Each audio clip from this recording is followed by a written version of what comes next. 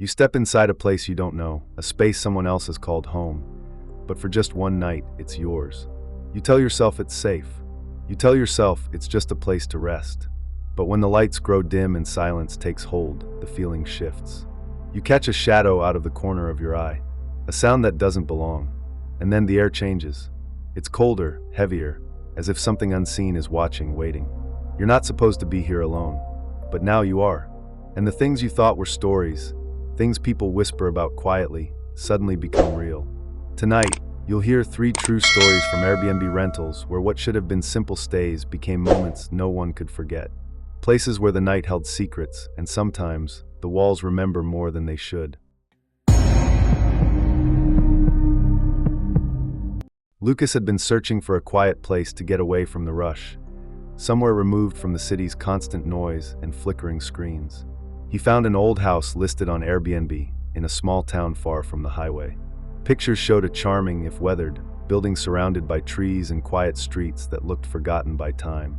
When Lucas arrived, the evening was already stretching its dark fingers across the sky, and the fading light seemed swallowed by heavy clouds. The house stood stoic, its paint peeling, wood creaking gently as the wind whispered through the cracked windows. Lucas stepped onto the porch, the boards groaning beneath his boots like the house itself was waking slowly from a long sleep. The front door opened with a dry creak, revealing a dim interior coated with the dust of years. Inside, the air was cool and thick, the scent of old wood mixed with something faintly musty, as if the walls were holding memories better left untouched. Light bulbs hung from simple fixtures, casting a dull yellow glow that barely reached the corners where shadows pooled thick and heavy.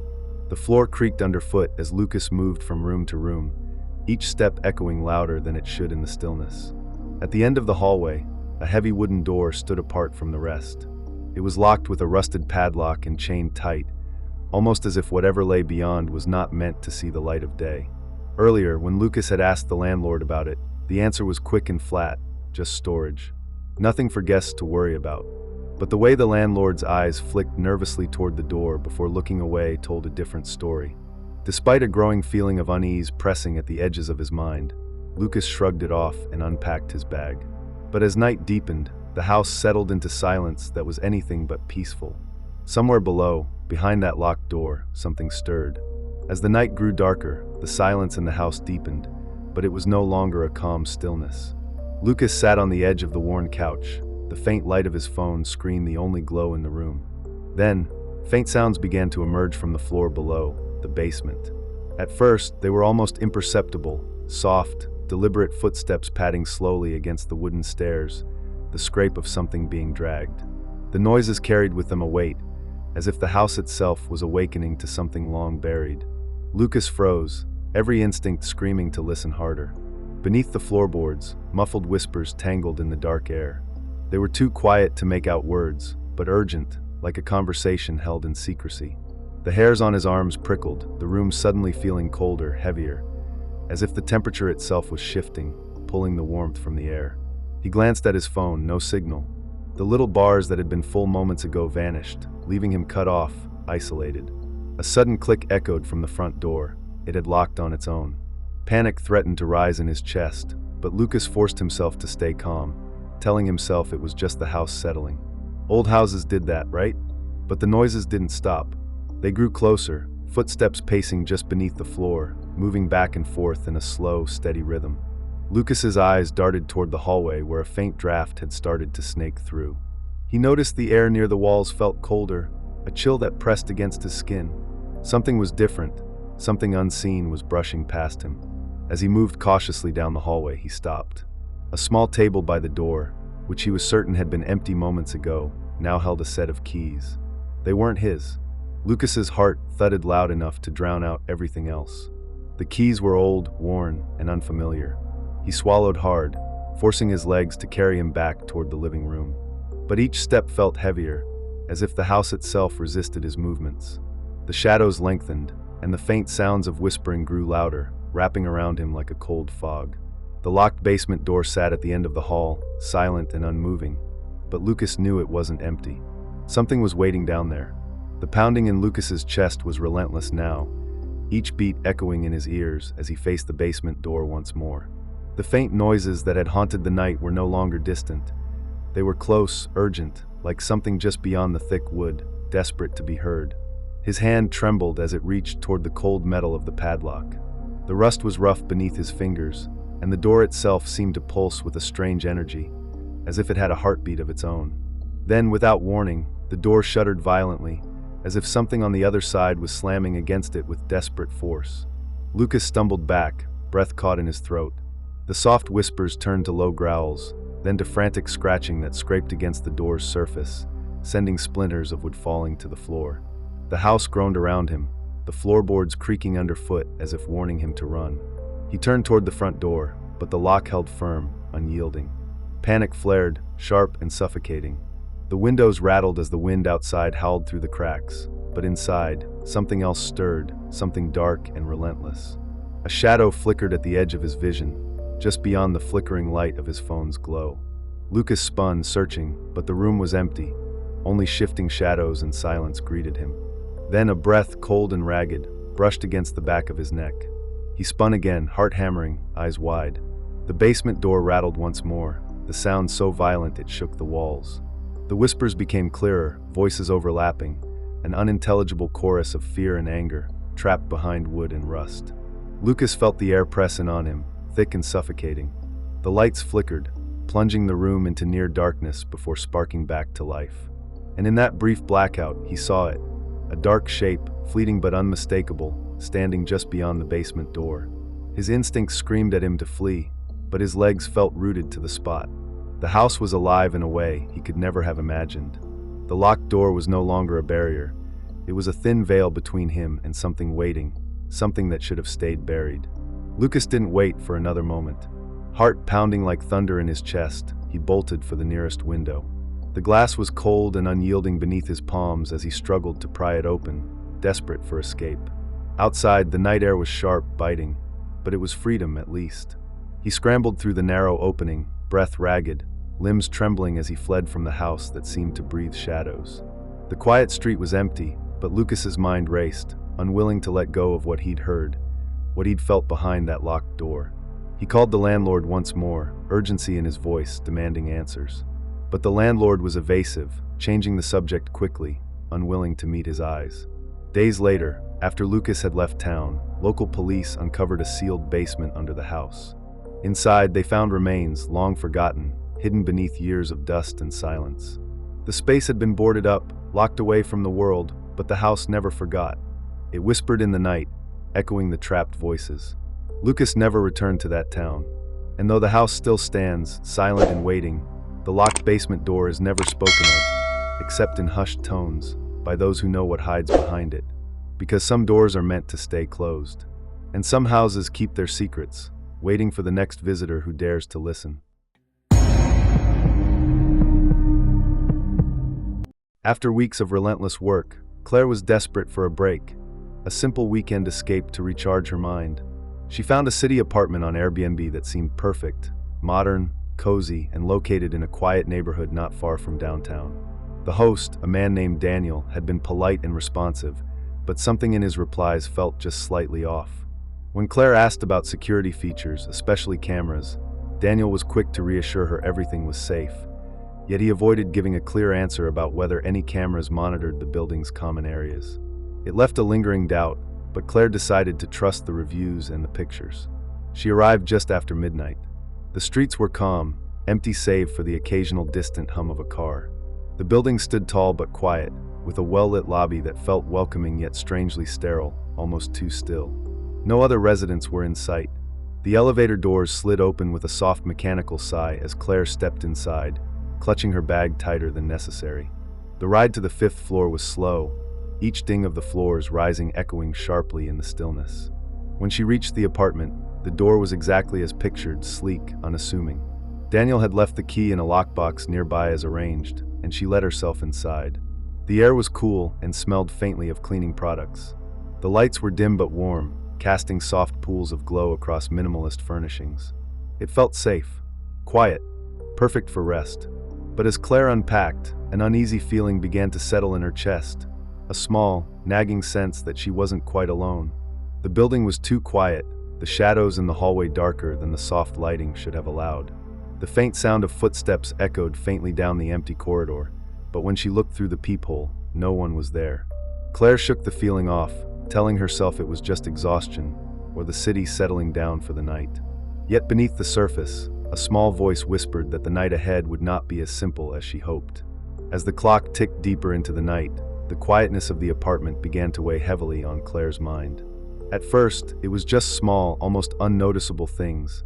The softest knock at the door that seemed to come from nowhere, the faint rustle of footsteps in the hallway outside her door. She checked the peephole again, but the corridor was empty and still. Yet, the feeling that someone was close persisted, lingering like a shadow just beyond her sight. Her phone buzzed briefly with a message from Daniel, the host. A quick, "Let me know if you need anything." But when she replied with a question about the security cameras, there was no answer. The silence from him felt heavier now, as if something was being kept from her. Later, as she settled on the couch, the air shifted. A faint scent drifted in, something unfamiliar and sharp, almost like smoke or something burned. Then came the knocks again, this time more insistent, louder, but when she opened the door, the hallway remained empty. She tried to calm her nerves, attributing it to fatigue and the unfamiliar space. Then she noticed something else, small signs that unsettled her deeply. A cigarette, but in the corner of the balcony, still warm to the touch, the faintest scuff marks on the floor near the closet door, a cold spot that seemed to pulse when she stood there, a sudden drop in temperature that sent chills racing down her spine. Her instincts screamed at her that she was not alone. The building's silence was a mask. Beneath it, something else was moving. Her heart hammered as she paced the apartment, lights flickering briefly, plunging her into near darkness before returning.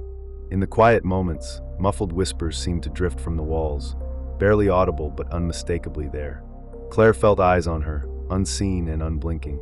She moved toward the closet, a faint creak catching her attention. The door was slightly ajar, though she was certain she had closed it. Her breath hitched, and just as she reached out to pull it open, a sudden noise behind her made her spin around, but no one was there. Claire's heart was pounding in her chest, each beat a thunderclap in the suffocating silence of the apartment. The flickering lights cast strange shapes on the walls, and the air grew colder, almost biting at her skin. She stood frozen in the living room, the slightly open closet door before her seeming to breathe with a life of its own, a dark invitation she wasn't sure she wanted to accept. The silence shattered suddenly with a soft, scraping sound coming from inside the closet. It was faint at first, like a quiet shifting of something heavy against the floor. Claire's breath caught in her throat as she stepped closer, the floor creaking beneath her tentative steps. Her hand reached out, fingers trembling as they touched the cold edge of the closet door. Slowly, she pulled it open. Inside, the cramped space was far larger than it should have been. The walls of the closet stretched back into darkness, deeper than the apartment's architecture allowed. Faint light revealed a narrow crawlspace just large enough for a person to squeeze through. Her skin prickled with unease. A sudden rush of cold air escaped from the opening, carrying with it a faint, musty smell, the scent of long-forgotten corners hidden away from the world. Then a soft sound, a breath, shallow and uneven, came from deep within the crawlspace. Claire's eyes widened. The space was not empty. Before she could react, a shadow moved at the edge of her vision. A shape, hunched and barely visible, vanished back into the darkness beyond the crawlspace's entrance. Her breath caught, and a cold sweat broke out across her skin. She turned swiftly toward the door, heart hammering wildly, only to find it slammed shut, locked tight with a sudden, echoing bang. Trapped, a faint whisper grazed her ear, too soft to understand, but heavy with warning. Panic surged through her as the apartment's silence returned, now thicker, heavier, as if the walls themselves were closing in. Claire was not alone, and the person who had been living hidden inside her rental was still there, somewhere watching, waiting. When the door finally creaked open, Claire didn't hesitate. She stumbled out of the closet crawlspace, breath ragged, limbs trembling as adrenaline propelled her forward. She rushed to the apartment's front door, fumbling desperately with the lock. It opened, spilling her into the silent hallway, the cold air outside rushing to greet her like a refuge she never expected to find. She left the building without looking back, heart still pounding, every shadow in the corridor seeming to pulse with hidden life. Later, when she contacted the police, they took her story seriously. The hidden crawlspace, the noises, the feeling of being watched. What shocked her most was what they uncovered next.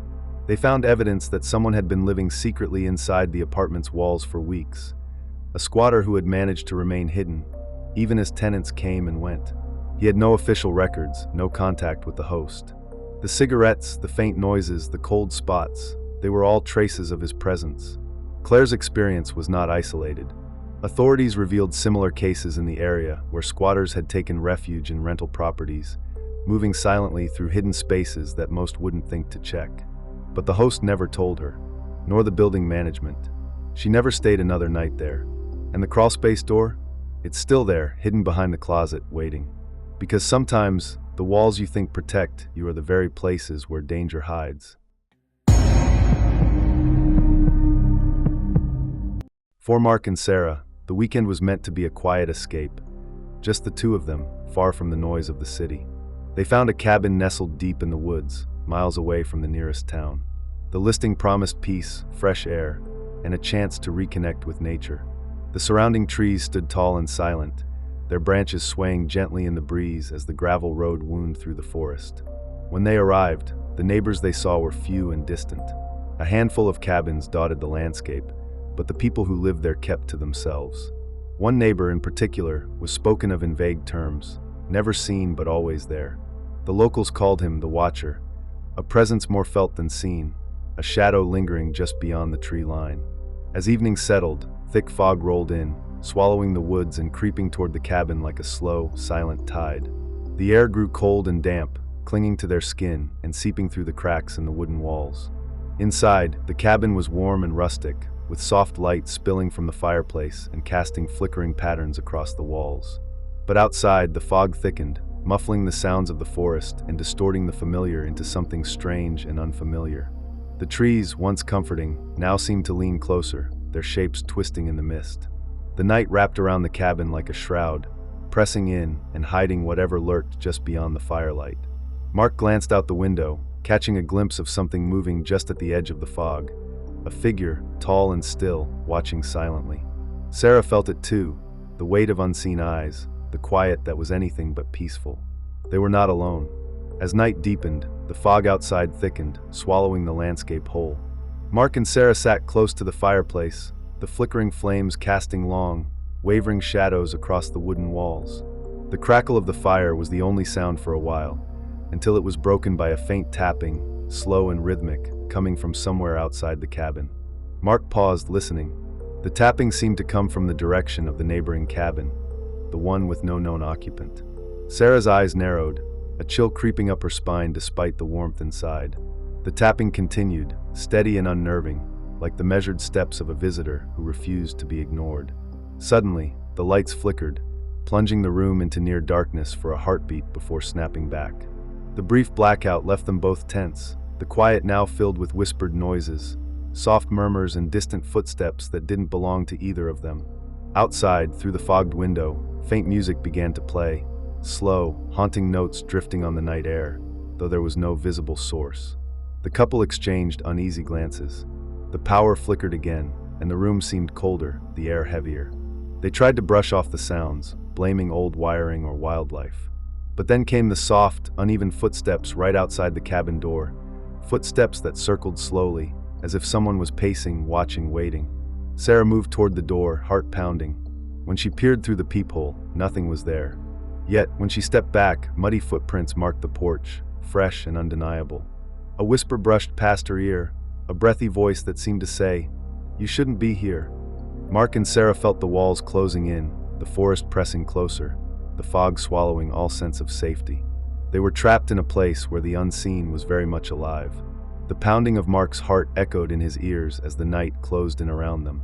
The fog pressed relentlessly against the cabin windows, blotting out the world beyond and wrapping them in a suffocating silence, broken only by the faint, deliberate pounding on the front door.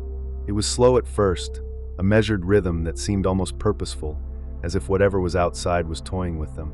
Sarah stood frozen beside him, eyes wide with terror, the warmth of the fire unable to chase away the cold crawling up her spine.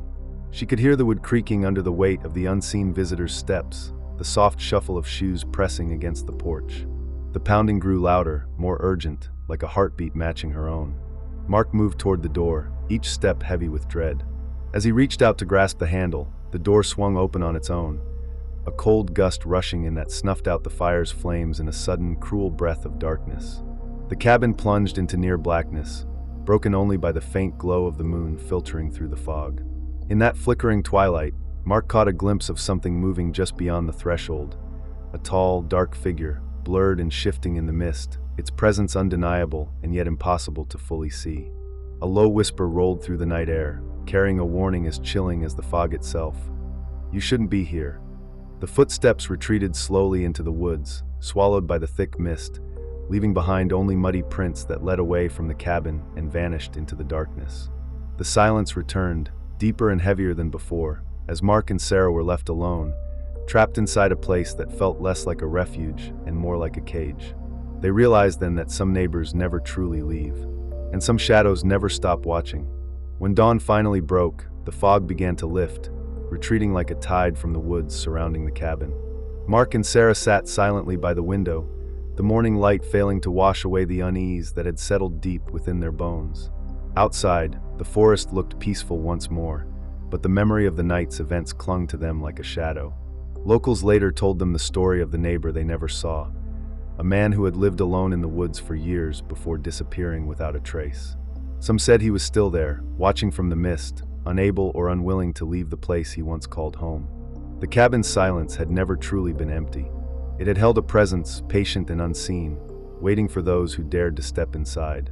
Mark and Sarah left that weekend with heavy hearts and restless minds, carrying with them the weight of knowing that the woods keep their secrets close, and some visitors never really leave. Even now, when the wind moves through the trees or a sudden chill brushes the skin, the thought lingers.